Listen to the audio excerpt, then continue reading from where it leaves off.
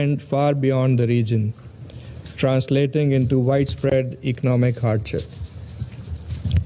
We thank Bahrain for their hard work and extensive consultations on the draft resolution. We agree on the urgency of the situation and the fundamental premise of the draft resolution, which is the reopening of the Strait of Hormuz and normalization of the situation at the earliest. This is an important issue not only for the GCC countries but also for all other states in the region and beyond, including Pakistan. It is also logical, Mr. President, that any discussion or arrangement related to the Strait of Hormuz will have to take into account the legitimate interests of the GCC countries.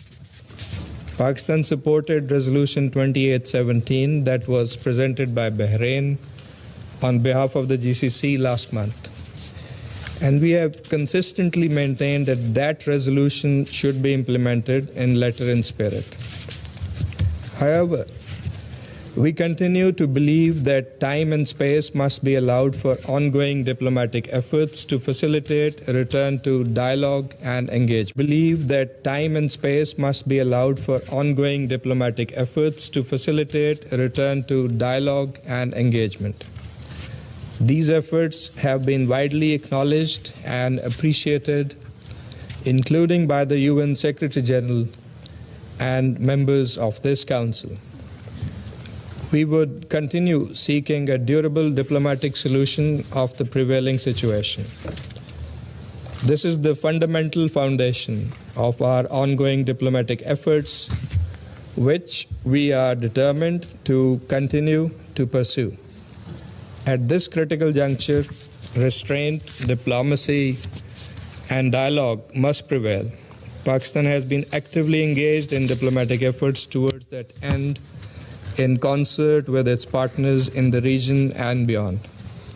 The Deputy Prime Minister and Foreign Minister of Pakistan, Senator Muhammad Ishaq Dar, hosted the foreign ministers of Egypt, Saudi Arabia, and Turkey in Islamabad last week to advance the pursuit of a peaceful resolution of the ongoing crisis through intensified diplomatic engagement.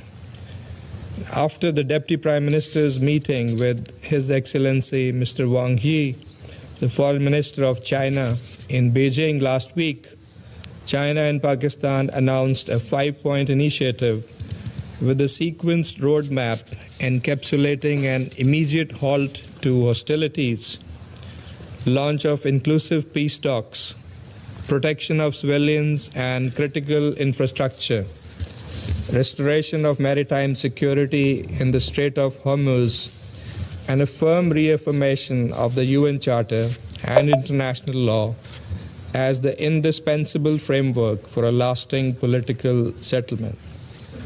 President, our objective is clear: a permanent end to hostilities, containing the expansion of this conflict and preventing any further loss of civilian life or destruction of critical infrastructure.